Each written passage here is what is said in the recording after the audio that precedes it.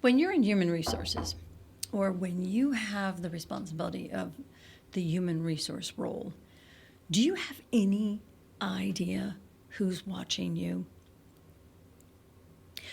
Do you have any idea the government agencies, the different laws and all the different, I know, I can almost hear some of you going, well, yeah, I know, but I don't think you do.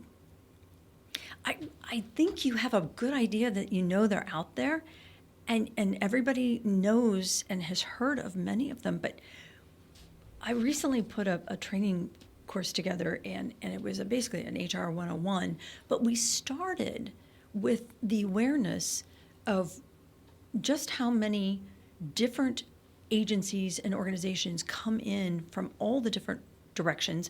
And what's really interesting is here in the beginning of 2023, we are absolutely being inundated with change from multiple agencies and from multiple directions. And you're supposed to be keeping up with this. And let's be truthful.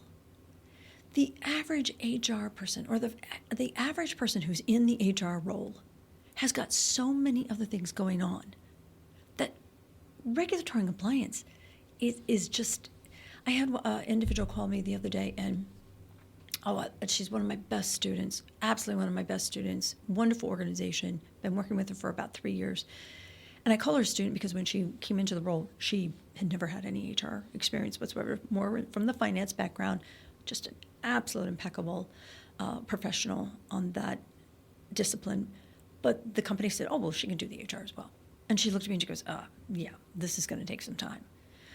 But she started, she became a sponge, and she started taking in all this information. She started going, oh, yeah, I've got an employee in California. I've got an employee in New Jersey. I've got an employee in Tennessee. I got an employee here and there. And I can do this. And now 3 years later, she's coming to me and saying, I can't do this. I've got so much just trying to keep my FMLA and my ADA. I can't keep up with all the compliance as it's doing all these changes. I really need more help. So this is dedicated to her and all the rest of you out there who are feeling just a little overwhelmed and realizing, look, I know that I don't know it all, but I want to. So let's go over, and especially some of you who are brand new in HR, this is going to be really good for you, because I want to start at the very beginning, and I want to kind of walk through all the different government agencies and different things that you need to be aware of on a daily basis. Maybe not all the changes. That's what your labor law attorney's for. That's what your consultant's for. They'll keep you up on that kind of stuff. But you need to be aware that this is who's watching you. And the number one, the very biggest that we all have heard in many ways, is the Department of Labor. Now, the Department of Labor has so many different divisions, and the most commonly discussed and the most commonly influential guidance from the Department of Labor on employment and labor is the Division of Wage and Hour. And remember, Division of Wage and Hour is going to be overseeing the Fair Labor Standard Act and the Family Medical Leave Act as the two most popular. Wage and Hour used to be one of the, if it wasn't the first, it was the second most common claims against companies were payroll problems, pay mistakes. And they're quick. They're real quick. They'll go back and audit you 3 years. So understanding wage and hour is actually one of our audits that we do a lot of. Are you paying your people correctly? Exempt, non-exempt, 1099, W-2. Are you completing payroll records correctly? So keep in mind that one of your top agencies watching you is Wage and Hour. Again, under Department of Labor, you've got the Equal Employment Opportunity Commission. Everyone's heard of the EEOC? Of course you have. And in fact, the most recent changes with the EEOC were just published out here in October of 2022, requiring new posting. They oversee Title VII. They oversee the Americans with Disabilities Act. They even oversee genetic testing. And if you have a handbook The EEOC policy is considered one of the core policies of any handbook. And again, remember, the attorneys I work with and we all say keep those handbooks simple and concise. But if you're going to have a handbook, that's one agency you want front and center is the EEOC. Then the scariest sometimes for most companies is OSHA. If you're a manufacturer, you do not want OSHA coming and looking over your shoulder. And here at the beginning of 2023, OSHA just put out some new guidance on how they're going to be assigning fines, how they're going to be reviewing incidences by instance. And that's crucial for a manufacturing firm, a construction firm. And don't think that if you have a call center, you can escape OSHA, because you can't. It is not industry specific. It is the Occupational Safety and Health Administration for a reason. And OSHA oversees the Whistleblower Act.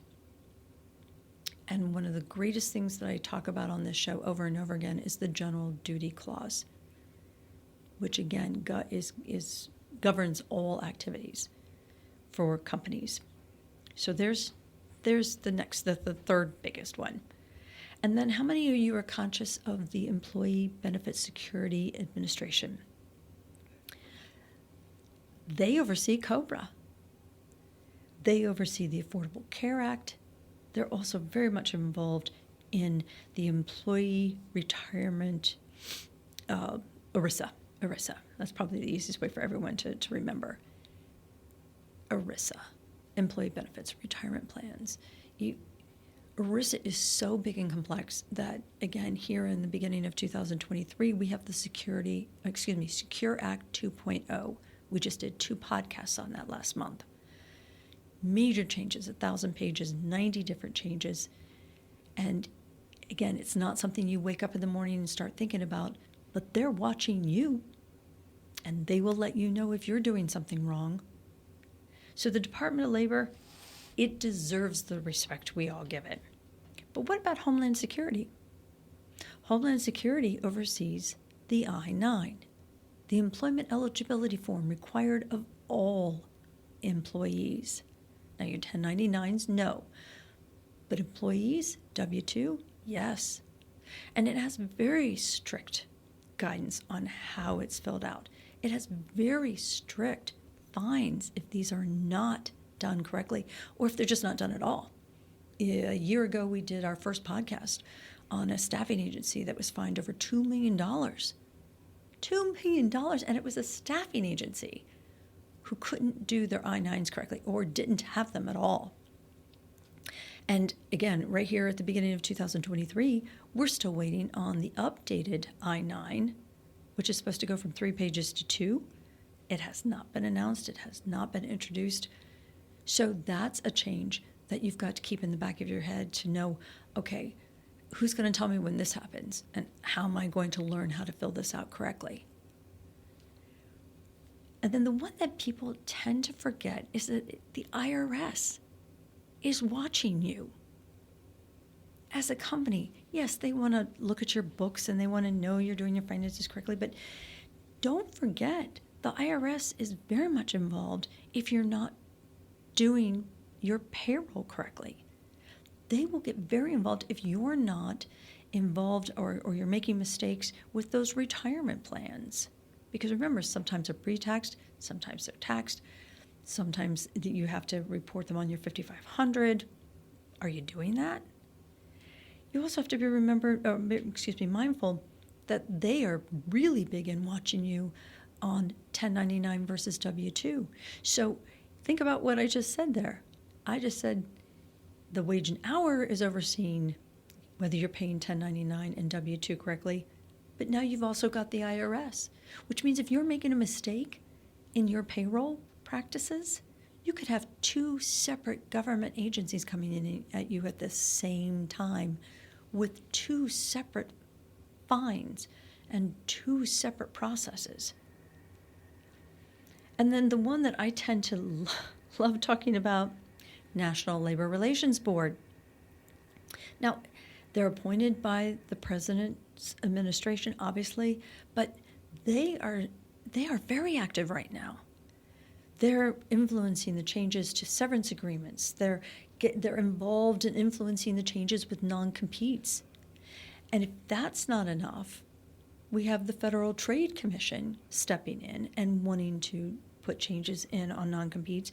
But at the same time, the FTC, with their overseeing or their activity around the Fair Credit Reporting Act, has just made major changes to paperwork and documentation required for background checks. So if your broker or whoever's helping you with your background checks isn't giving you documentation on how to properly discuss adverse action, how the information is maintained and obtained, then you could be out of compliance there.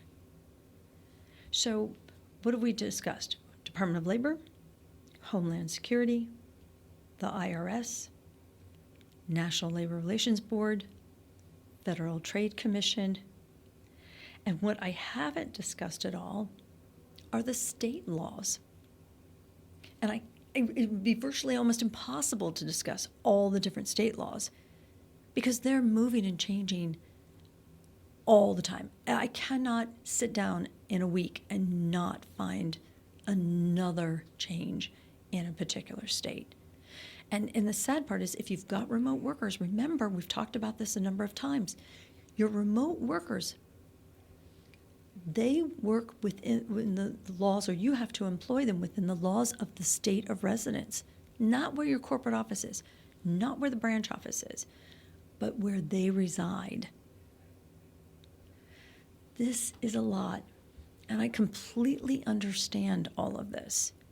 But this is why I put a lot of emphasis on your ability to identify someone that will partner with you. If you've been watching and listening to the show, you've heard me say for years now, surround yourself with people who are better, who have been doing this, who know compliance and regulatory. There are people watching you.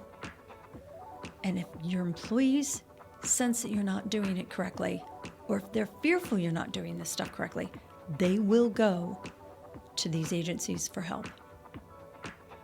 So come to us for help, because that's what we're here for. I hope you enjoyed that, because we're the human resource.